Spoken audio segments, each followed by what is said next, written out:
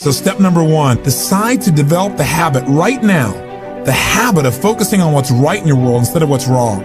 The habit of focusing on what you do have instead of what you don't have in a situation. And as basic as that is, and as well as you know it, you've got to make it a habit. Because those habits form the chain of your ultimate character, of who you become and how you end up living your life. We've got to condition ourselves, because if we don't, we'll go back to the automatic state that most people live in today's society. The way to develop the habit is to go on a mental diet. I did this several years ago. As positive as I was going through unbelievable pain at the time.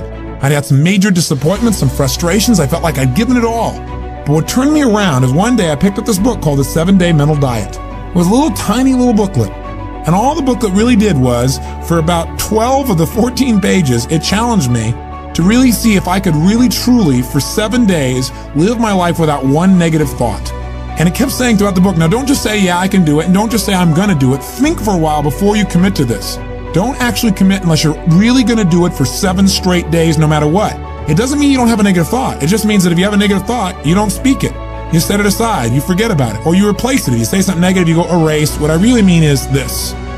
Or you say, that's not what I mean. Here's what I mean is this. And you immediately focus on something good. It's not that nothing negative ever comes out. It's that you immediately do not allow yourself to hold a negative feeling, a negative thought for 7 straight days, day and night. Even when it gets tough, even when somebody disappoints you, even when you get frustrated, even when you give your all and it still turns up lousy. Listen, if all I did was rant and rave on this tape and you didn't listen to anything else I said, but you took on this 7-day challenge, you can't believe what it'll do to your life. Now I gotta tell you, when I first read the book, I thought, wait a second, being positive isn't gonna change my life. I gotta deal with the real problems around me, those real challenges that are out there. I don't wanna just be positive. Somebody says, how's it going? I go, I'm doing great. And they go, why? You go, I don't know, but I just feel good. I don't wanna be that way. I wanna be real. I wanna be on top of things. But you know what? I thought, wait a second, I can be positive about solutions. I can still notice that there's some challenges out there without being negative about it. I can look at the challenges and say, okay, here's what's good about this. Here's how we can use this. Here's how we can turn this thing around, and continue to focus on that. So I took on the challenge for 7 days, changed my life. Now, by the way, one of the keys is you have to have 7 straight days of being absolutely positive. Not one negative thought, not one negative expression that you hold on to. Got to let go of it immediately. If you do not do this, if you're 3 days into it and you do well, then you have a bunch of negativity, you got to start over. And you know what? After you go about 4, 5, 6 days in a row doing really well, something major negative is going to happen. How's that for some positive programming? But what it is a test to see how committed you really are. I'll tell you something. After 7 days, you feel like a different person. People around you respond to you like you're different as well. All you want to do is establish the habit of noticing what you do have instead of what you don't have. Noticing what's great about a situation versus what's not great. Focusing on solution instead of problems. That's what changes your life. Here's key number 2. Instead of judging yourself and others, decide, remember these are decisions, decide right now to become curious instead of judgmental. But remember, when you find fault in other people, when you start noticing constantly how they've wronged you, how this person is not good enough, or they're too egotistical, they're too proud, or they don't really care about people, as soon as you start judging other people, you just got to remember something. If you start judging other people, you're going to also start judging yourself intensely. If you're angry at other people, there's a very good chance you're angry at yourself as well. Maybe we need to perceive more and judge less. Maybe instead of finding fault with other people, without really thinking about what they've gone through to be where they are this day, maybe we can get really curious about what's making this person be in the state they're in, or what's the motivation behind this person's anger. For example, a lot of times we think somebody's being negative or angry or we're frustrated with them, but we never bother to find out what's really going on. I know myself, I was at a party recently and I fell prey to this. There was a woman who came to the party. Everybody behind her back was talking about how unbelievably egotistical this woman is, how negative she was. But you know what? I sat next to her at dinner time and I got a chance to really find out who she was. I got curious about her. And I began to find out about all the pain she'd been through in her life. When I realized was this woman was just barely hanging on to her life. She just needed to know that people cared. But she was so afraid of being rejected that she put out this ego because she didn't want someone to reject her. So she figured she'd reject them first. And I got a chance to really know her, and she was a wonderful person. I'll tell you something else we've got to be careful of that ties in with this, of our being judgmental. Out of our fear of having heroes in our society today, we seem to try and consume them and destroy them as quick as we can. We try to find something that's wrong with our heroes because, boy, we don't want another Jim Jones. We don't want another Jim Baker. Remember, we got to judge less, perceive more. We got to get curious. Instead of living in a society where we're so afraid to believe in anything or anyone that we believe in nothing at all, and we lose our power of positive thinking. We try to protect ourselves from things we maybe not even need to protect ourselves from. Or we live in a society where we try and destroy our heroes, where we take somebody like Barbara Walters, an incredible broadcaster, a woman of incredible integrity, who gets nailed by one person in a book, and it's in every newspaper across the land, how she probably stomped on people to get where she was. That's absurd. Or Martin Luther King, after he's passed on, somebody comes back and stomps all over his career and his reputation. Is that the society we want to live in? Any person who takes glee in watching another person's pain will experience plenty of pain themselves. Remember the quote, "He who is without sin, let him cast the first stone." The bottom line is, if you go looking for brown, you're going to find it anywhere you look for it, in others or yourself.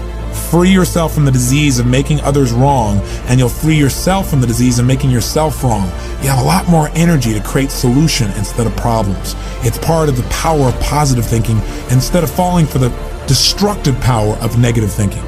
If you want to get curious, just ask yourself, what do I like about this person? Wonder what's going on with this person that would make them feel this way. How could I help this person?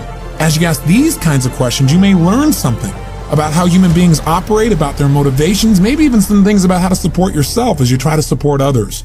Remember, get curious instead of judgmental. Here's key number 3. If you really want to develop the power of positive thinking as a habit, as a lifestyle, as a strategy for success, then decide right now to find something to appreciate from any seemingly negative person or situation, and develop the habit of giving compliments.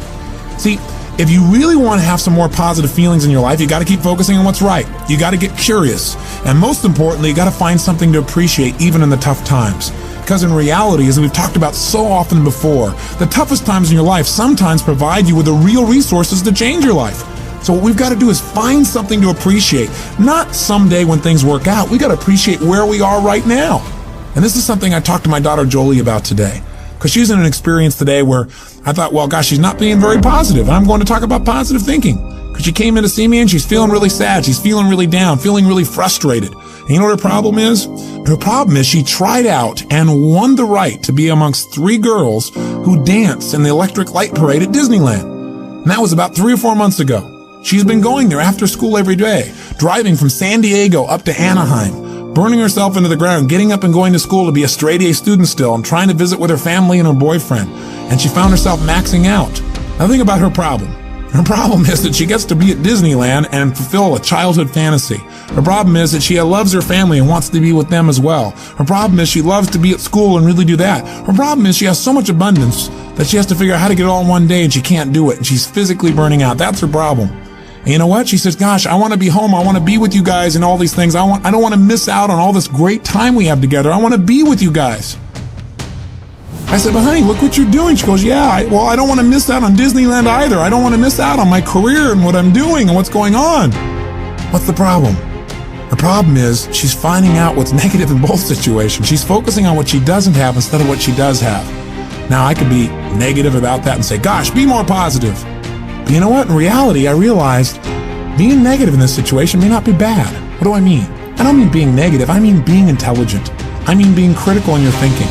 Seeing what you don't have is sometimes useful too. This is what I promised you in terms of the power of negative thinking. Here's how negative thinking can be useful. I sat down with her and I said, honey, let's look at the advantages and disadvantages of both. Let's not just be positive. Let's look at it. The whole thing is positive. Let's know that no matter what you choose, you've won. You have what most people dream about. But for a moment, let's be a little bit critical. What do you love about Disneyland? What's great about it? What is it giving you? And let's ask the question that maybe we don't ask very times when we're just being purely positive. What isn't it giving you? What are you afraid about? What are you missing by being there? What's great about being at home more? What's great about those things? What's not great about that? Be honest. If you were there, what might happen that's not good? What might you miss out on? And you know what? By getting her to use both positive and negative thinking, or to be more accurate, positive thinking and some critical thinking, looking at what isn't there for the moment, what she is missing out on, and allowing that pain to motivate her, she was able to clarify what's most important in her life and what's the best way to do that. And she came up with a plan that totally empowered her. After a couple hours of conversation and fun, she looks better than she has in about 6 months because she's finally resolved what's most important. And sometimes just being positive and keeping a stiff upper lip isn't enough. Sometimes you got to stop and say, I am positive. I'm going to approach this from a positive way. I'm going to stay in a positive state. But I'm going to ask some questions some people may think of as negative, which is what isn't working? Because if you're not willing to look at what isn't working, you can get yourself in trouble. So when I say number 3 is develop the habit of noticing something you can appreciate out of the situation, even something that seems to be negative. What I mean by that is find out what's working, but also appreciate what isn't working. Appreciate it enough that maybe it creates enough pain for you to want to make a change. Hey, being purely positive all the time is not the ultimate solution. Being purely positive 98% of the time to me is the solution. Remember our steps. Number one, you're going to focus on how it really is. And that's what we did today. Jolie and I sat down and said, let's see how it really is. And let's not just be positive. Let's stop for a second. How is it really? What's good? What isn't good? What's great? What isn't great in this context? Everything is great, but comparatively, what's great? What's not in both situations? Now, how do you really want it? And she decided how she wanted it. Now, what are we going to do to make that happen? And she began to take actions that have changed her life. Probably will affect the direction of her life, maybe even her career. And she feels joyous and excited because she went through the steps. That's the balance between positive and negative thinking. But one thing you got to remember, you're going to spend most of your time being positive. Once you see how it is, that's it. Decide what you want and make it happen. Don't keep going back and saying, oh yeah, but it's not working. See, balance doesn't mean you spend 50% of your time positive and 50% of your time negative. Remember, balance on a human scale is a little different. Negative experiences are dense, and it doesn't take a lot of those focuses of negative to weigh a lot in your life. Make sure your focus is primarily positive, but at times, at special times that you designate, you're going to say, hey, what isn't working? And allow that pain to drive you to do something that's very positive. That'll change your life. Here's key number 4.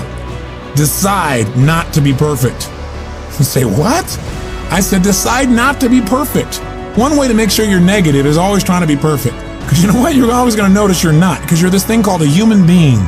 When I talk to my daughter Jolie, and this girl works so hard to be perfect. Everybody seems to love her. She's a straight A student. She wants to be the very best at school. She wants to be the very best at home. She wants to be the very best at Disney. She wants to be the best at everything. And I'm trying to be the best constantly. In the past, she always noticed what wasn't perfect, and that created pain. So you can't do that. You're gonna screw up. You're gonna be negative. Things are gonna happen where you don't follow through on what you know. You're gonna make poor decisions. You're going to say things you shouldn't say, do things you shouldn't do, mess up like you shouldn't mess up. But you know what? When that happens, instead of being negative and beating yourself up and saying, boy, here's another example of me sabotaging myself, decide what you do want. And say, you know, I'm not perfect, but I am good. And what makes me good and what makes me great and what can make me excellent is as soon as I notice I'm not on track, I correct it and I get better. Your goal each day is to get better, not to be perfect. And that's all anyone can ask of you. If every day you really try and contribute more, be more, and do more than you were slightly the day before, that's all anybody can ask. And if you know you're going to screw up and you don't make it a catastrophe, it's easier to bounce right back up.